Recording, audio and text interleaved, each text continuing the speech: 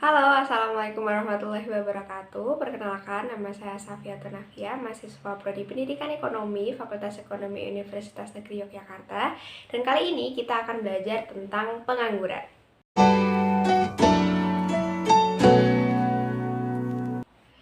Sebelum kita mempelajari lebih dalam tentang pengangguran, ada baiknya kita mengetahui terlebih dahulu beberapa istilah tentang ketenagakerjaan seperti yang ada di peta konsep ini.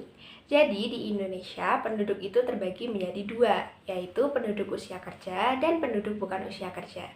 Penduduk usia kerja adalah penduduk yang berumur 15 tahun atau lebih. Menurut Undang-Undang Nomor 13 Tahun 2003, batas usia kerja di Indonesia adalah 15 tahun sampai 64 tahun. Artinya, penduduk bukan usia kerja adalah penduduk yang berusia di luar batas usia kerja.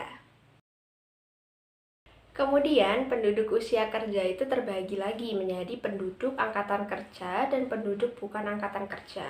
Penduduk yang termasuk angkatan kerja adalah penduduk yang ada di usia kerja 15 tahun atau lebih, yang bekerja atau mempunyai pekerjaan namun sementara tidak bekerja dan pengangguran. Sedangkan penduduk yang termasuk bukan angkatan kerja adalah penduduk usia kerja, yaitu 15 tahun atau lebih, yang masih sekolah atau mengurus rumah tangga atau melaksanakan kegiatan lainnya selain kegiatan pribadi. Selanjutnya, penduduk angkatan kerja itu terbagi lagi menjadi penduduk yang bekerja, penduduk yang sementara tidak bekerja, dan pengangguran terbuka. Bekerja adalah kegiatan ekonomi yang dilakukan oleh seseorang dengan maksud memperoleh atau membantu memperoleh pendapatan atau keuntungan. Paling sedikit atau minimal 1 jam tidak terputus dalam seminggu. Kemudian, punya pekerjaan tetapi sementara tidak bekerja adalah keadaan dari seseorang yang mempunyai pekerjaan tetapi selama seminggu sementara tidak bekerja karena berbagai sebab. Contohnya sakit, cuti, menunggu panenan, mogok, atau sebagainya. Sedangkan pengangguran terbuka itu terdiri dari mereka yang tidak punya pekerjaan dan mencari pekerjaan, kemudian mereka yang tak punya pekerjaan dan sedang mempersiapkan usaha, mereka yang tidak punya pekerjaan dan tidak mencari pekerjaan karena merasa tidak mungkin mendapatkan pekerjaan, dan juga mereka yang sudah punya pekerjaan tetapi belum mulai bekerja. Seperti yang bisa kita lihat di peta konsep, bekerja terbagi menjadi dua, yaitu bekerja secara penuh dan bekerja secara tidak penuh. Bekerja penuh itu diartikan bagi mereka yang bekerja secara penuh minimal 30 jam dalam 1 minggu. Sedangkan pekerja tidak penuh adalah mereka yang bekerja di bawah jam kerja normal, yaitu kurang dari 35 jam seminggu.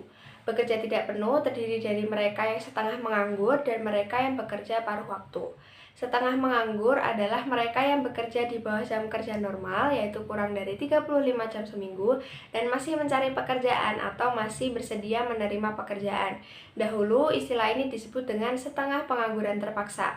Kemudian, pekerja paruh waktu adalah mereka yang bekerja di bawah jam kerja normal, yaitu kurang dari 35 jam seminggu, tetapi tidak mencari pekerjaan atau tidak bersedia menerima pekerjaan lain. Dahulu, istilah ini disebut dengan setengah pengangguran sukarela. Oh iya teman-teman, berkaitan dengan pengangguran, tingkat pengangguran itu bisa dihitung loh dengan rumus pengangguran terbuka dibagi dengan angkatan kerja. Materi selanjutnya adalah jenis pengangguran. Pengangguran berdasarkan penyebabnya digolongkan menjadi 3 jenis. Pertama adalah pengangguran friksional, yaitu pengangguran yang sifatnya sementara. Ini berlaku untuk orang yang baru mencari pekerjaan atau setelah dipecat. Mereka mencari kesesuaian antara skill yang mereka miliki dengan kebutuhan perusahaan. Kemudian jenis pengangguran yang kedua adalah pengangguran struktural, yaitu pengangguran yang sifatnya permanen walaupun perekonomian dalam keadaan normal. Penyebabnya diantaranya adalah adanya mismatch antara skill yang dibutuhkan oleh perusahaan dan yang dimiliki pencari kerja. Kemudian bisa juga karena kendala bahasa, diskriminasi, atau tuntutan UMR yang tinggi. Jenis pengangguran yang ketiga adalah pengangguran siklis, yaitu pengangguran karena perusahaan mengalami resesi dalam siklus bisnis mereka sehingga terpaksa untuk mengeluarkan beberapa karyawannya. Nah, kemudian teman-teman tahu nggak sih penyebab umum kenapa sih terjadi pengangguran? Ada beberapa penyebab umum kenapa terjadi pengangguran. Di antaranya adalah yang pertama, karena kesempatan pekerjaan yang tersedia itu lebih sedikit dibandingkan penawaran pekerjaan untuk pencari kerja. Kemudian adanya keadaan di mana tidak sesuainya syarat-syarat yang diminta oleh perusahaan dengan keterampilan tenaga kerja. Kemudian yang ketiga adalah rendahnya tingkat pendidikan tenaga kerja atau pencari kerja. Yang keempat adalah adanya lingkungan di mana pengusaha itu lebih mementingkan laba dibanding kesempatan kerja yang diberikan kepada pencari kerja atau yang biasa disebut dengan perusahaan yang padat modal. Kemudian yang kelima adalah adanya ketidakstabilan perekonomian, politik maupun keamanan. Nah, karena kita sudah membahas beberapa penyebab umum terjadinya pengangguran, ada loh beberapa hal yang bisa dilakukan untuk mengatasi atau mengurangi pengangguran. Di antaranya adalah yang pertama yaitu menciptakan lapangan pekerjaan, termasuk meningkatkan peredaran modal usaha, kemudian adalah menempatkan pencari kerja di tempat yang tepat agar lebih mudah akses untuk menerima informasi lapangan pekerjaan, kemudian yang selanjutnya adalah memberikan penyuluhan kepada masyarakat, baik tentang teknologi maupun tentang perekonomian dan lain sebagainya. Kemudian adalah memberikan pelatihan sertifikasi kepada para pencari kerja. Lanjut nih teman-teman, ayo kita hubungkan materi kita dengan kasus pengangguran di Indonesia saat ini. Salah satunya yaitu tentang tingkat pengangguran terbuka sebesar 6,26% di Februari 2021. Hal ini masih berkaitan dengan keadaan sekarang pandemi COVID-19 yang berpengaruh di berbagai aspek termasuk aspek perekonomian Indonesia. Bisa kita lihat di bagian infografis berikut, pada Februari 2021 dari total penduduk usia kerja sebanyak 205,36 juta orang, persentase penduduk usia kerja yang terdampak COVID-19 sebesar 9,3% atau sebanyak 19,1 juta orang.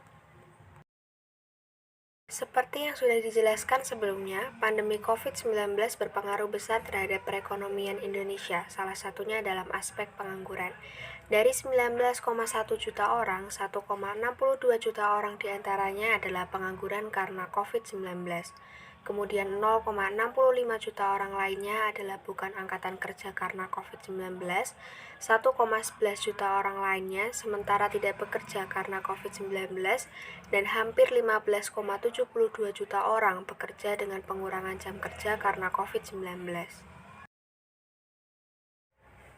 Tingkat pengangguran terbuka 1 tahun terakhir dari Februari 2021 dapat kita lihat pada diagram berikut.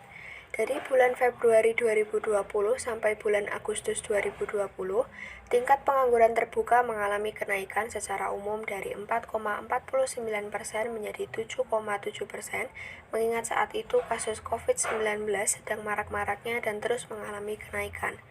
Lalu dari bulan Agustus 2020 sampai dengan bulan Februari 2021, tingkat pengangguran terbuka mengalami penurunan sebesar 0,81%, dari yang awalnya 7,7% menjadi 6,26%. Hal ini menunjukkan sudah adanya upaya-upaya yang diberikan guna mengurangi tingkat pengangguran terbuka, termasuk yang sudah kita bahas sebelumnya. Jadi itu ya teman-teman pembahasan kita tentang pengangguran, khususnya pengangguran di Indonesia. Sekian yang bisa saya sampaikan. Terima kasih atas perhatiannya. Mohon maaf apabila banyak kesalahan baik yang disengaja maupun tidak disengaja. Wassalamualaikum warahmatullahi wabarakatuh.